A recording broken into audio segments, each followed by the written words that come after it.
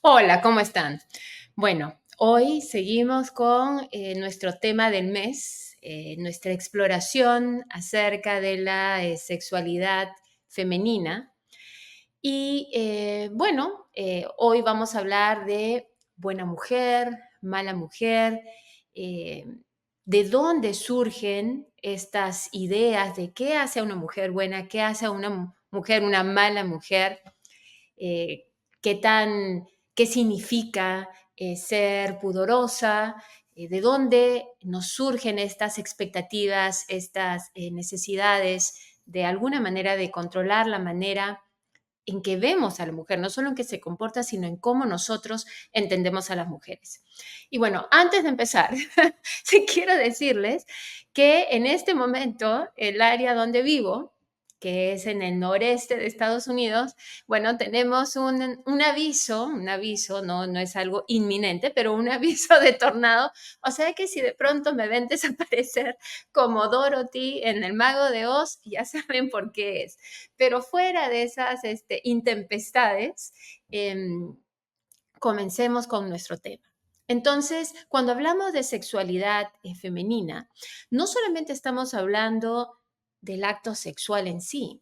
Cuando hablamos de sexualidad femenina, estamos hablando también de todos los roles de las narrativas sociales, precisamente que se construyen alrededor del cuerpo de la mujer, de su sexo como mujer, de las expectativas que surgen de estos roles. Y en este contexto, el cuerpo de la mujer como un espacio donde se expresan estas ideas, estos conceptos sociales de qué cosa debería ser la mujer, cómo debería manejar su cuerpo, cómo debería expresar su sexualidad, qué está bien visto y qué no está bien visto.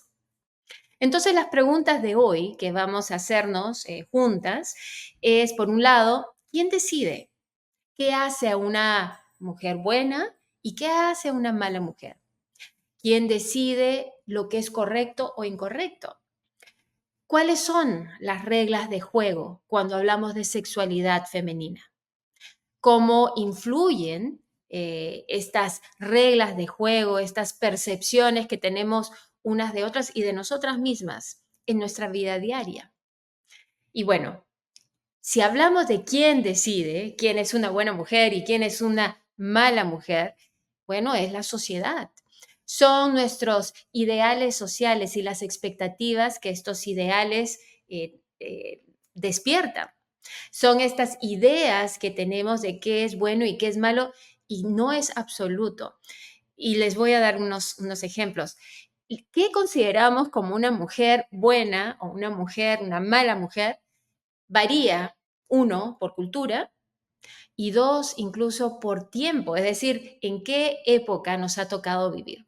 Y como eso tengo un pequeño ejemplo, les voy a leer cortito tres ejemplos de un manual de 1831 de las reglas que tenían que seguir las mujeres para considerarse jóvenes decentes, buenas mujeres.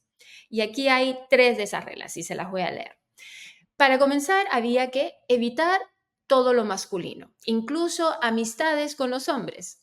Había que no dejarse ver en público y desde ahí ya tenemos un grave problema con el día de hoy, porque obviamente un selfie se vería como un pecado y más allá de eso, tomarse una foto en la playa en ropa de baño sería pues totalmente una malísima mujer.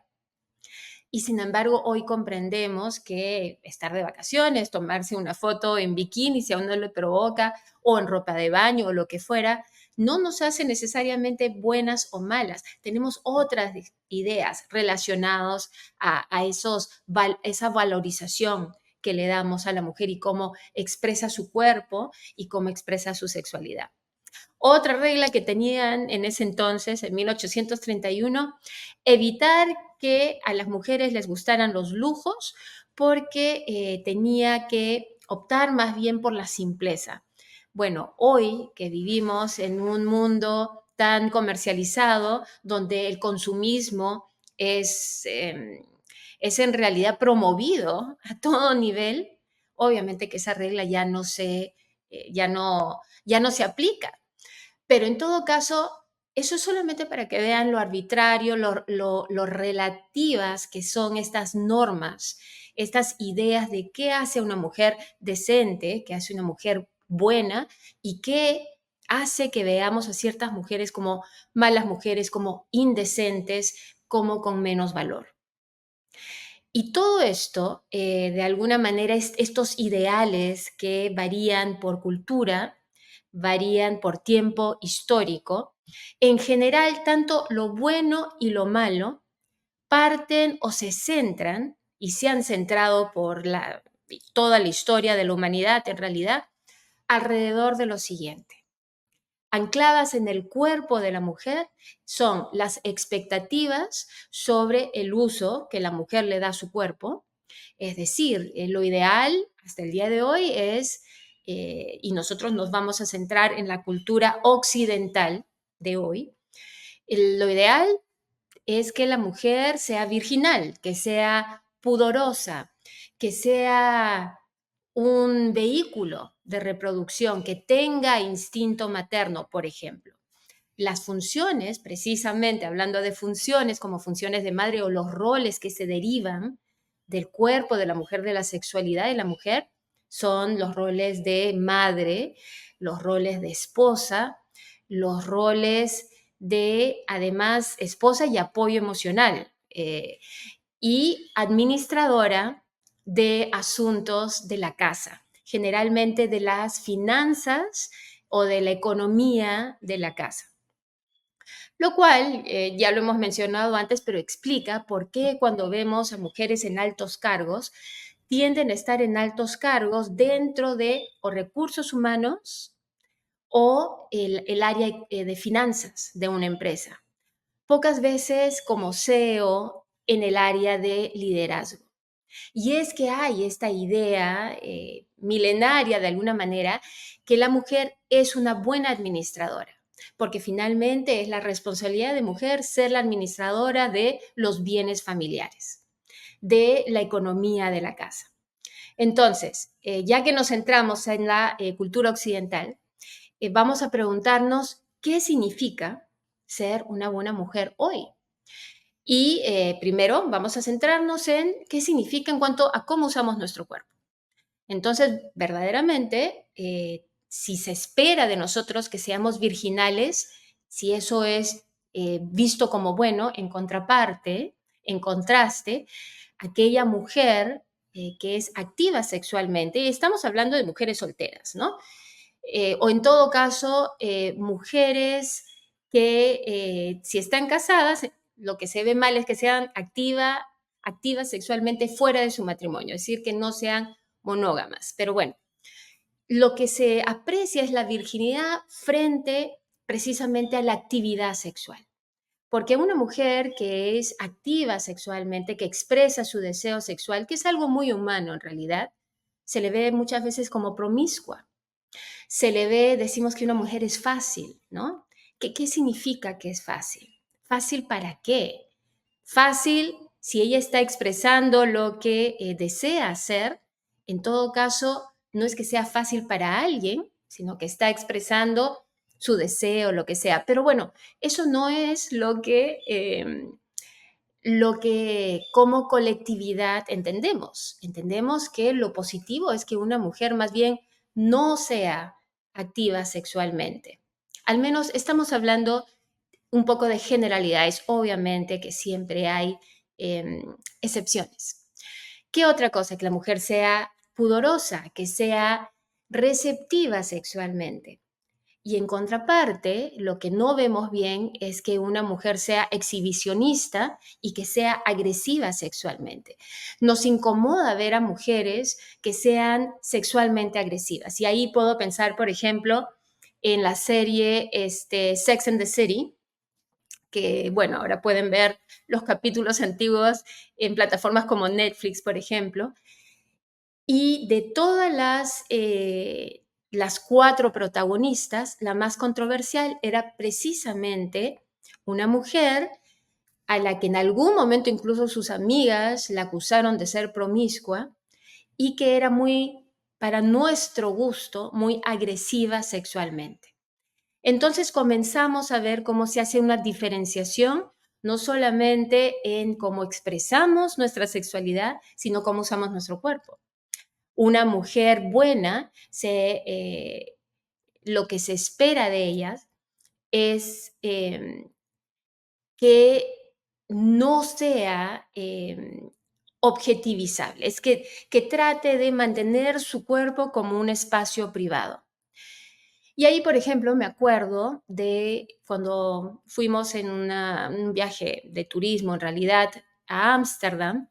Yo quería ver el barrio rojo, el barrio donde están las prostitutas en estos vitrales, ¿no? Entonces, me parecía extraño que se exhibieran cuerpos de mujer, en realidad se exhibieran seres humanos como si fueran un producto, como si uno caminara por la Quinta Avenida y ves carteras, abrigos, qué sé yo. Bueno, en este caso eran vitrales con una mujer tras otra. Y se ha llegado a objetivizar al tal punto a estas prostitutas, que son prostitutas dentro de un sistema legal de los Países Bajos, que los turistas van y les toman fotos. Ellas piden que por favor no les tomen fotos precisamente porque tendrán una vida privada, no quiere que se les estigmatice, pero al mismo tiempo, digamos que el mercado les exige que se exhiban como un producto. Esa es la antítesis de lo que se considera una buena mujer. Una buena mujer tiene una función sexual, pero dentro de un ámbito íntimo, dentro de un ámbito privado. La sexualidad de la mujer está para ser resguardada, no para ser hecha pública. Esos son los entendimientos que tenemos hasta el día de hoy.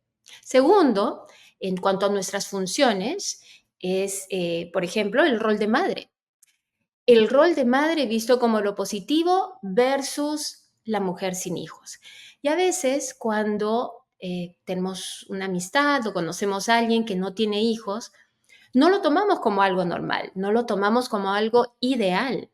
Más bien nos preguntamos, ¿será infértil? ¿Estará enferma?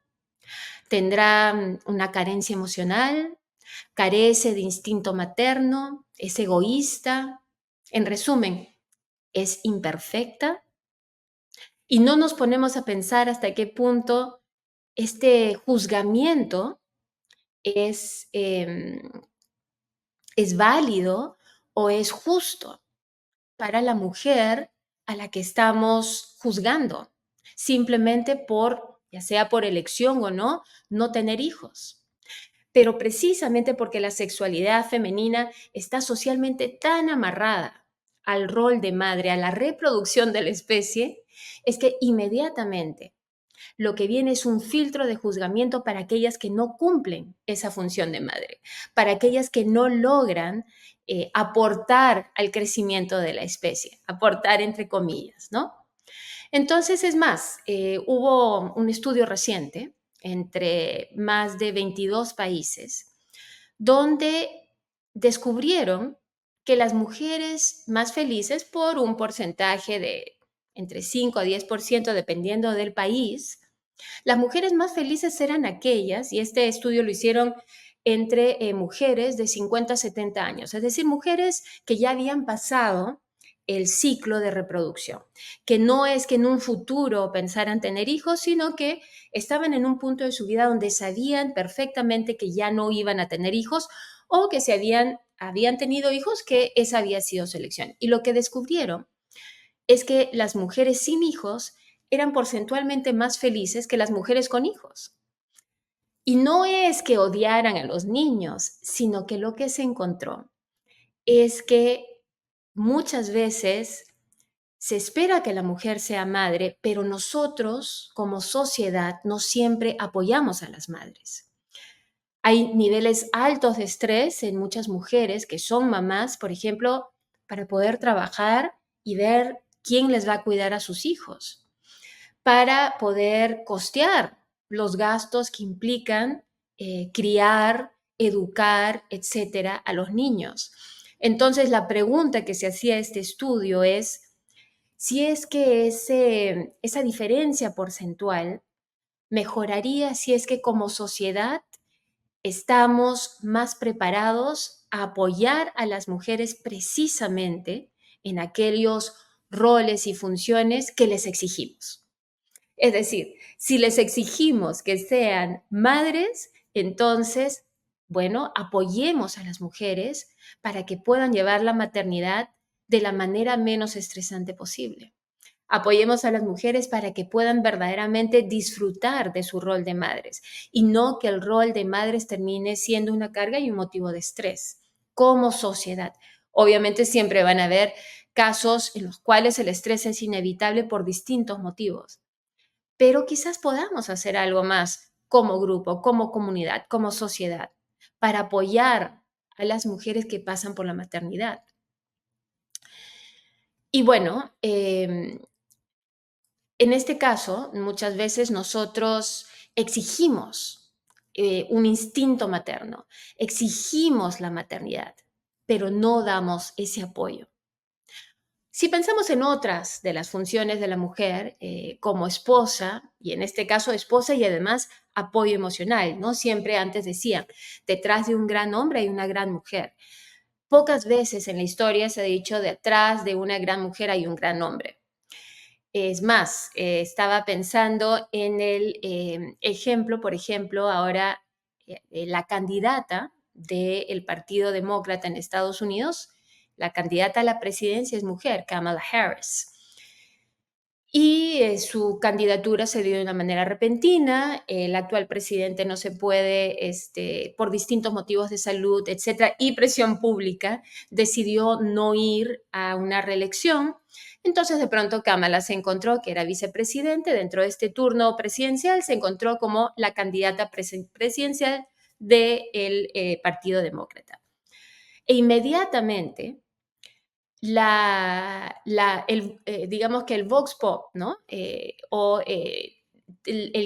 general, el cúmulo de personas, la sociedad, los medios de comunicación, comenzaron a adivinar quién sería el vicepresidente que acompañaría a Kamala Harris en su campaña política.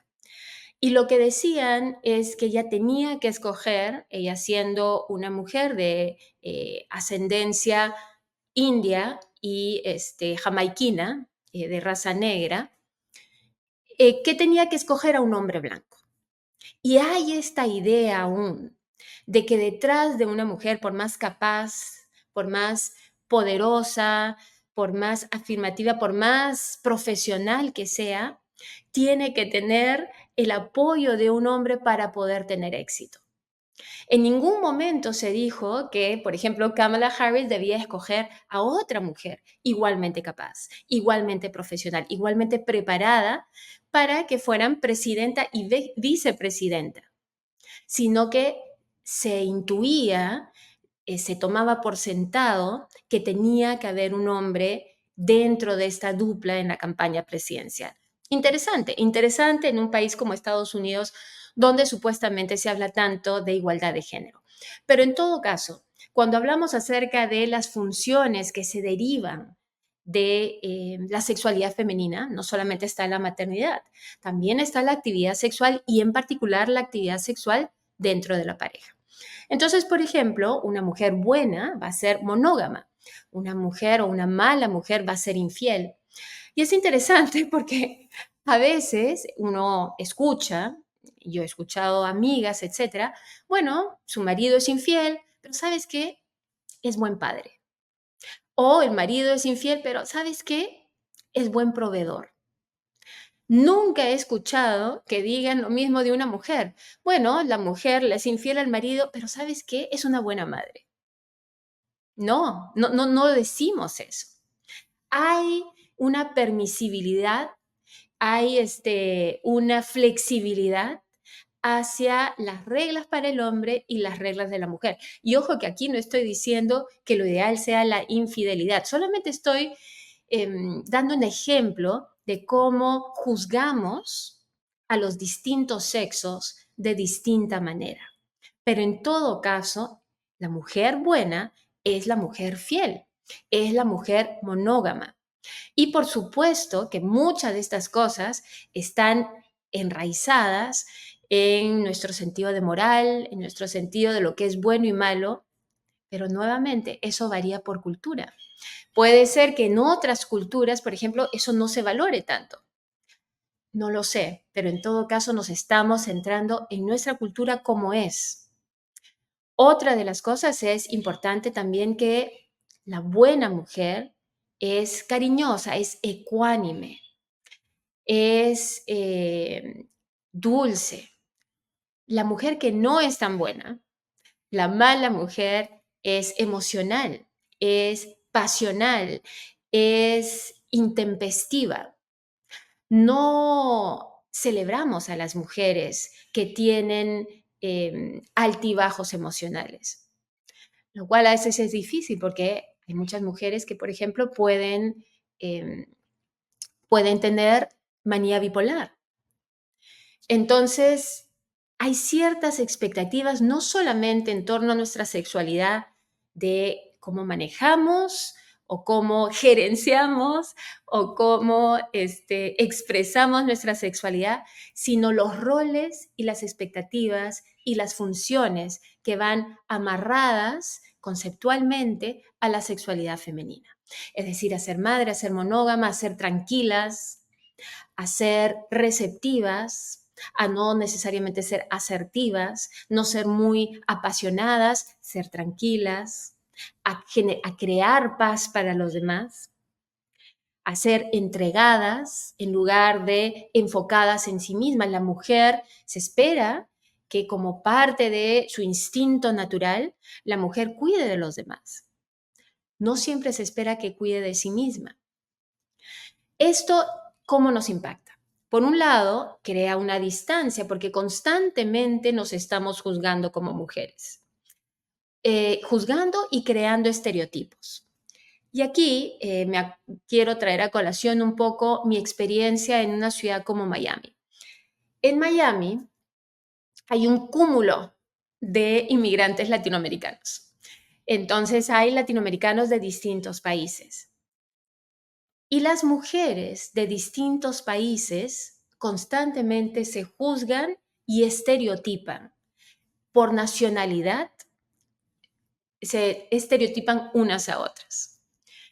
Una de las cosas que sucede es, como ya sabemos, y vamos a hablar de eso precisamente la próxima semana, que es el tema de el cuerpo de la mujer como un bien de transacción. Hay algunas mujeres que llegan como inmigrantes y su opción, lo que escogen hacer, es invertir en su cuerpo como un objeto de transacción precisamente para obtener una pareja, alguien que les que aporte a las finanzas de su hogar, etcétera, en detrimento a veces de mujeres que precisamente ya eran pareja de esos hombres, etcétera. Bueno, hay ciertas nacionalidades que son conocidas en Miami por ser un peligro, ciertas nacionalidades de mujeres que se conocen entre las latinoamericanas como no tener moral, etcétera. Y esta es la cuestión. Yo tengo amigas precisamente de esas nacionalidades que son excelentes esposas, excelentes madres, monógamas, verdaderamente entregadas a sus distintos roles y funciones, no tienen nada que ver con estos estereotipos que hay, ya sea que la mujer sea venezolana, colombiana, peruana, argentina. Los estereotipos muchas veces nos llevan a tener un prejuicio, generalmente es más, nos llevan a tener prejuicios contra la otra persona. Y no son verdad, no tienen que ser verdad. Puede ser que haya un porcentaje que responda a esa idea que tenemos de ese grupo de personas, pero no tiene por qué ser verdad.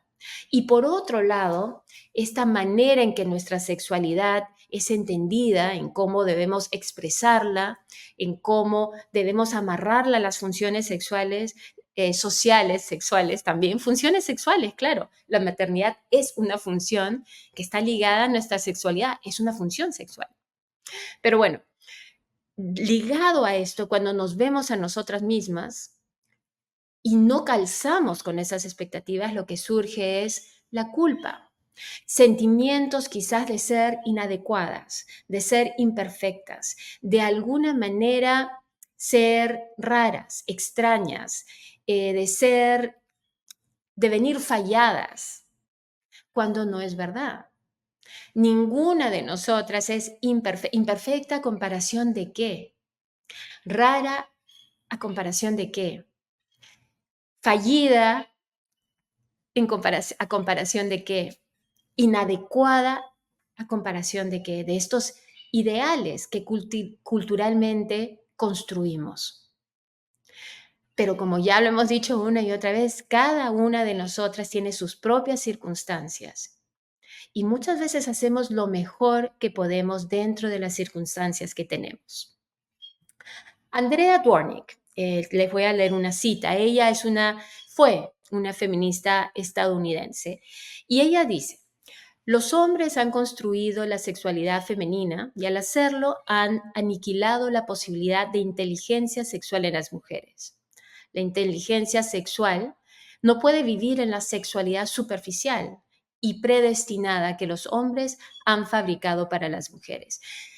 Y claro, cuando Dwornik dice los hombres, en realidad lo que se refiere es a una sociedad, a un sistema donde generalmente el liderazgo ha sido masculino y donde la mujer ha aprendido a verse a través de esa mirada social masculina, a entenderse a través de esa mirada masculina, a esa mirada de la sociedad mayoritariamente liderada por hombres que le dicen a la mujer: tu función es ser madre, ser virgen, o si te sales de eso eres inadecuada, eres una mala mujer.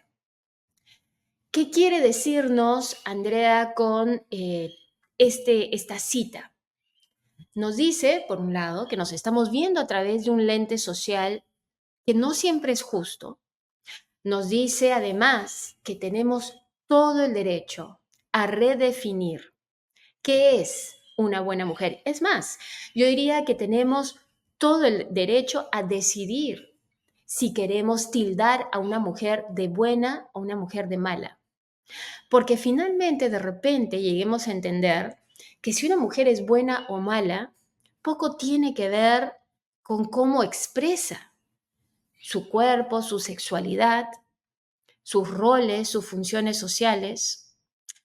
Si es buena o mala, en realidad, o si la interpretamos como una mujer buena o mala, posiblemente no estamos viendo las circunstancias que llevaron a esta mujer a expresar de una u otra manera su ser sexual, a expresar de una u otra manera las funciones que decidió no ejecutar o decidió no llenar estos roles, o bien que no pudo llegar a llenar estos roles o estas funciones que la sociedad le espera, que la sociedad le exige que cumpla.